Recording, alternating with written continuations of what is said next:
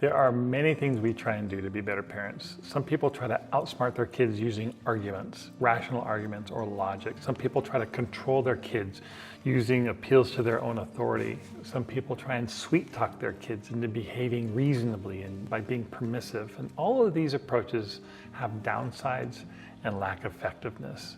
But there's a skill set we can learn that is super valuable, and it's not just in parenting, but in all walks of life. It's not widely taught, but I think it has life-changing effects. And I'm talking about the skill of listening, especially empathetic listening. In this video, I want to share more about this amazing skill and how you can learn it and what effects it can have.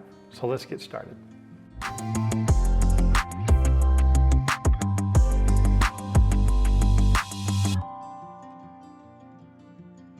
I think of listening as the ultimate superpower for connection. It gives you this special opportunity to be empathetic. And I think empathy is magic in relationships.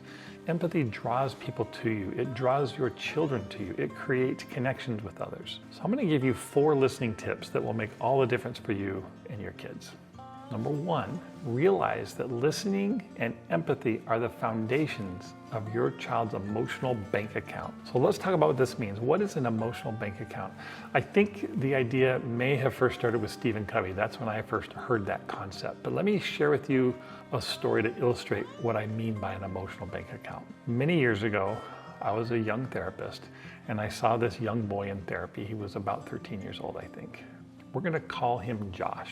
Well, Josh's father had just died, and the loss was devastating for everybody, but none more so than Josh. And Josh was this kind of sweet, quiet, but profoundly sad little boy, and he was not much of a talker. And so his mom dragged him into my office, and she was basically hoping that I could help him cope or learn how to talk about his sadness and his grief. But Josh wanted nothing to do with me. He wouldn't even make eye contact with me. And it wasn't that he was rude. He really wasn't rude to me. He was just uncomfortable. He didn't know me.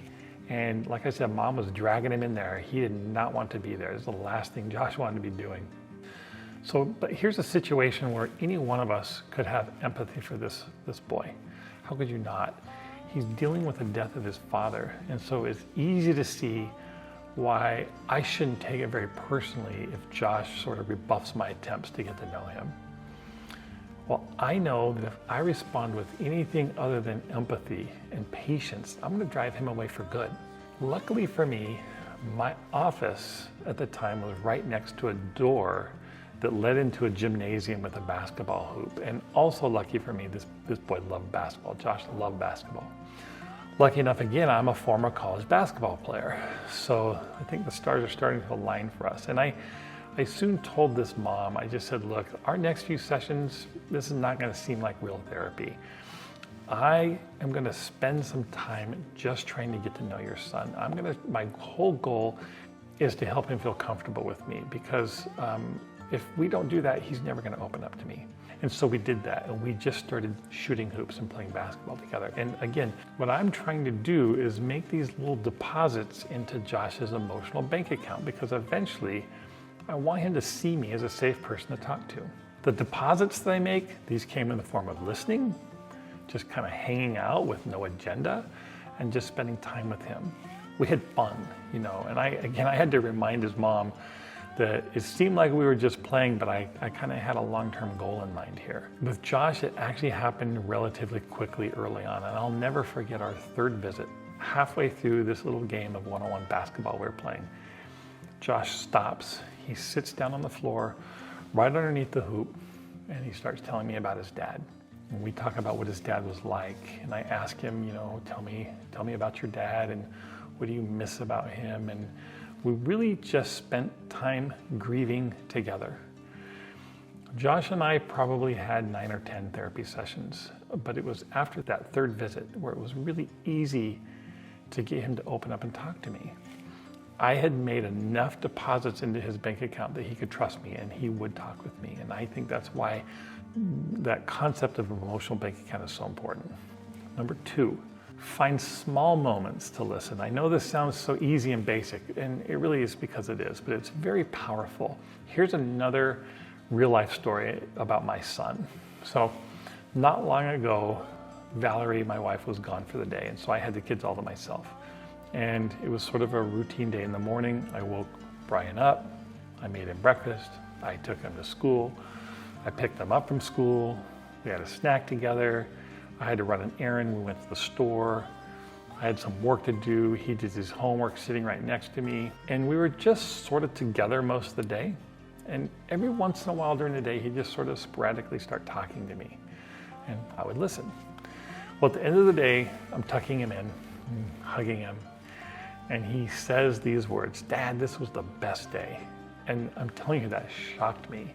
Like, what made that the best day? And I've thought about this a lot. Like, what made that the best day? We had all of these little moments together, and it wasn't any sort of big moment, but lots of little moments together, these little connections that we had. I don't even frankly remember what we talked about. I just remember I was listening a lot. And so listening is so easy, and it's so simple, but sometimes we forget to do this. So focus on listening. Before we move on to the next points, I want to thank you for watching this video. Do you struggle as a parent to communicate with your child or to discipline them effectively? You know, none of us are given a manual when our kids are born that has all the rules and all the steps that we should take. We learn by trial and error, and this YouTube channel is all about using my system of correcting and connecting to build a strong, influential relationship with your kids. If that's the kind of thing you want to know more about, then like the video, subscribe to my channel, and share it with all of your friends. Now let's get back to the video. Number 3, don't blow it by giving advice. When you're together with your child, this is your chance to connect with them, and the easiest way to do that is listening. Again, I know that sounds so simple. I'm going to tell you another story that illustrates how powerful listening can be. Again, this is just a little experience. It just sort of happened, but it happened because there was lots of listening going on. So a few years ago, one of my daughters was dating a boy who had what she described as some issues, and that's all I knew. I didn't know anything more specific. I didn't know what the issues were. But I did know that in lots of little ways, this boy would hurt her feelings. Now, it's possible that I'm slightly overprotective, but when we would talk about this boy and how he would hurt her, I would find myself trying to interject my concerns and give her advice or build her up or whatever. And she would get frustrated with me. She did not want to hear it. So finally I shut up. I stopped giving her advice because I could see that anytime I did that, it was backfiring. It was causing her to shut down. So I just bit my tongue and I did a whole lot of listening. And it was clear as she was talking and I was listening that she was sort of decompressing right in front of my eyes. I could kind of watch her relax as she talked with me. It was very noticeable. And again, all I did was listening. It's interesting to me that listening is so powerful in so many different kinds of interactions. There's this guy I love reading about and listening to. His name is Chris Voss. He's a world-renowned hostage negotiator. And he emphasizes the power of listening. He emphasizes this even in literal life and death scenarios. Here's a quote from him. He says this quote, "Instead of doing any thinking at all in the early goings about what you're going to say, make your sole and all-encompassing focus the other person and what they have to say." I just think that's fantastic advice. Okay, number 4, finally, another basic thing, but let your body language communicate your listening skills. So make good eye contact. Don't look away. Don't get distracted. Don't look at your phone. Your body posture should let that person know that you're interested in what they're saying. So sit comfortably and pretend that you're listening to something that's absolutely fascinating to you. That's the level of detail. That's the basic level of attention that you want your body posture to communicate. If you learn to listen well, you will build your child's emotional bank account. You will find lots of small moments to listen, and you will not blow it by giving advice, and you will allow your body language to convey your interest. This will give you maximum connection with your kids. This is how you can maximize your influence with them.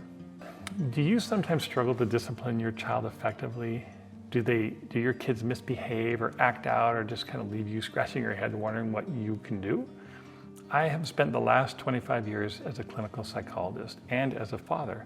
I work primarily with children, adolescents, and young adults and their families, and I have seen how these principles I teach have benefited my family and so many others. And I want you and your family to have this too. That's why I've created a free ebook about how to discipline effectively. And believe me, it is not what you think. This will help you correct and connect with your child. It contains distilled information from my 25 years as a psychologist, and it's designed to give you an understanding of effective parenting tools and practical steps that you can take starting today. So just go to the link in the video description below, or you can go to correctandconnect.com. Enter your details, click the button, and I'll give you immediate access.